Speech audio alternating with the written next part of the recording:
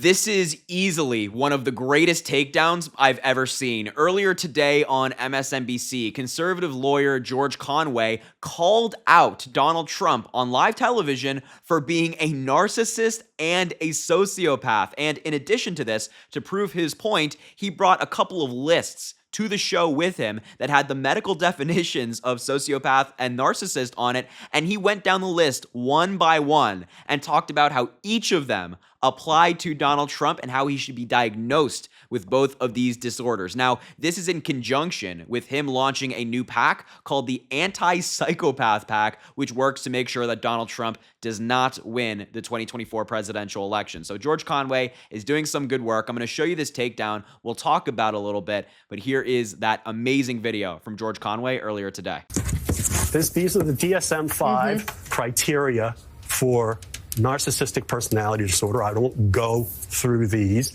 There's a Jimmy Kimmel monologue on our website and our website that goes through these, and it's pretty funny. That's the reason why he spoke for several hours last night. It's because, he's full of himself. But here's the real issue. He is also a sociopath. Okay? And what's a sociopath? This is the DSM definition. A pervasive pattern of disregard and violation of the rights of others, and you have to have three or more of the following. This isn't hard. You don't have to be a shrink. Failure to conform to social norms with respect to lawful behaviors. He's a convicted felon. Deceitfulness. How many lies did he tell last night? 30,000 lies on during his administration. Impulsivity. Hey, let's talk about Hannibal Lecter. Let's buy Greenland. Impulsivity. Irritability and aggressiveness, and including assaults. He raped a woman. He's found by a jury to rape a woman. He sexually assaulted many others. Reckless disregard for the safety of the others. Let's say, the January 6th, let the guys through with the magnetometers with the guns. And I can go all the way through it. He's 9 for 9. Well, he's a sick man. Yeah. And that's what we're seeing. And I think he's had an advantage over these last couple of years that people have been seeing him. And now that they're going to see him, they're going to see the guy's in a nut job. And we got to get rid of this double standard, and we have to start talking about this, and that's the point of psychopath.org. Yeah, wasn't that fantastic? And doesn't it also sound quite logical? Like, look, I'm not a doctor, neither is George Conway. We do not have the medical degree, experience, or knowledge to diagnose anybody with anything.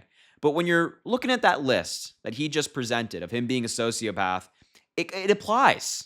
All of those points really apply. Like, just take a look at this screenshot from that clip and look at some of these points. Number 5, reckless disregard for safety of self or others. January 6th? Anybody? January 6th? Sending people with weapons in the crowd to the Capitol, telling them that they have to fight, and if they don't fight, they don't have a country anymore? Seems applicable to me. Number 6, consistent irresponsibility as indicated by repeated failure to sustain consistent work behavior or honor financial obligations. Not paying his lawyer, not reading his daily briefings as president.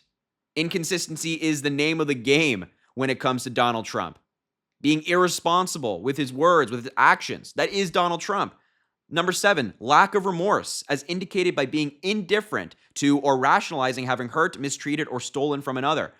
Business fraud, assaulting E. Jean Carroll, committing crimes, trying to overturn an election he didn't win. I mean, folks, the list is extensive as to how this applies to Donald Trump. I'm sure many people who are watching this are much smarter than I am when it comes to this stuff. Maybe you can give your input in the comments. But when I'm reading this, it just seems applicable to me. Now, as I mentioned, this is in conjunction and connection with George Conway launching a PAC, as you can see on the article on your screen, where George Conway announces that he's launching the Anti-psychopath PAC focused on Trump's mental health. This is in The Guardian. The article says, for weeks, reports have abounded about President Joe Biden's cognitive condition in the wake of his debate, with some Democrats calling for him to quit, but not nearly as much ink has been split on the mental condition of Donald Trump, which is right. And it's quite unfair. I think Donald Trump is out there ranting about Hannibal Lecter and being on a boat, and if there's sharks in the water, whether he'd stay on the boat. It's just a bunch of nonsense. But the article goes on to say, in an interview with The Independent last week, George Conway said he realized something was not right with Trump after an unsettling encounter with the then president at then Treasury Secretary Steve Mnuchin's 2017 wedding. And by 2019, he said he'd become thoroughly convinced that Trump was out of his blank mind. Yeah. So he's starting this based on personal experience, not just to be like, oh, I dislike Donald Trump. He believes that Trump is not mentally sane.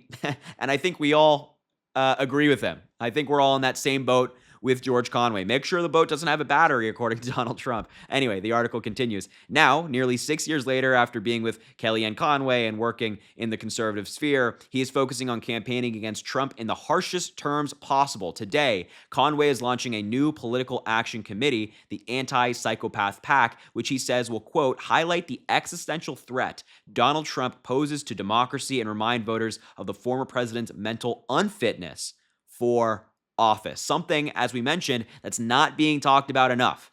Donald Trump's decline has been rapid. Republicans don't want to talk about it. They're not interested in having that conversation, but George Conway is, and I think we all are. And I'm glad that he's launching this PAC. Anyway, it continues. Although it was originally set to begin on Monday, the first day of the Republican National Convention, Conway delayed the project after the assassination attempt on Trump during a campaign rally last Saturday. As you can see, there's a mobile truck showing a version of the billboard truck that the PAC was driving around the Republican National Convention. But in addition to this, he told The Independent that while this assassination attempt was tragedy, it does not change Trump's ingrained and lifelong psychological traits. Additionally, Conway says the most important issue in the most important election in our lifetimes is Trump's mental health, and it's not being addressed. While he maintains it's perfectly acceptable to ask questions about Biden in the wake of his debate performance, he lamented the double standard being applied to Trump. So I like both of those attitudes there that, he's saying, if somebody's questioning Biden's mental ability, that's reasonable. I do not. I think Biden is perfectly fit to serve. I've interviewed the president. I had no worries when I met with him and I interviewed him, but he's, being sympathetic to that, but he's also making sure that people remember who Donald Trump is. And he's also not taking his foot off the gas, right? Obviously, we all agree that the assassination attempt against Donald Trump was terrible, was awful. It should have never happened to anybody under any circumstance. But it doesn't mean that Donald Trump now gets a free pass to say whatever he wants and do whatever he wants. Anyway, the article continues. This is a quote from George Conway. Quote, we've all seen videos of Trump slurring words and rambling nonsensically, even with the help of a teleprompter, most recently about sharks and electrocution and Hannibal Lecter. But Donald Trump has a bigger problem, and it's not his age. It's the fact that Donald Trump has never been right in the head. His own people know it and always have. And he's simply not eccentric or odd in a good way. He's unwell, mentally unwell, in a dangerous way. Trump is also a malignant narcissist, he describes him as. And he's already getting the PAC off to a great start. Conway said he's put up the initial seed money for the PAC's work, a symbolic amount of $343,434.34, representing Trump's 34 felony convictions, in addition to the nearly $1 million he donated to the Biden campaign earlier this year. He's also lined up another $1 million donation to the PAC to kick things off, and he said he expects to raise another $1 million within a short period of time after the launch. So that was a lot of information all at once, but great stuff. Really, really great stuff. Look, the topic of Trump's mental fitness, his mental state, whether he's sane or not, as we mentioned, is not nearly discussed enough. Everybody in the media, everybody and their mom and their dog likes to talk about Joe Biden's mental state, right? They cite one bad debate performance. They say, oh my God, he's not fit to serve. But Donald Trump is out there going on these incoherent rants, believing these insane conspiracy theories, things that only your crazy uncle at Thanksgiving buys into. And nobody questions it. Nobody bats an eye. Nobody says, well, maybe we should be questioning the mental fitness of the guy who thinks that China brought in bamboo ballots in 2020 and that signals from the sky in outer space somehow change voting machines. From satellites. I mean, are you kidding me? Maybe, just a thought, we should be questioning that guy's mental ability, his cognitive ability to serve when he's believing insane stuff like that and doing insane stuff like that.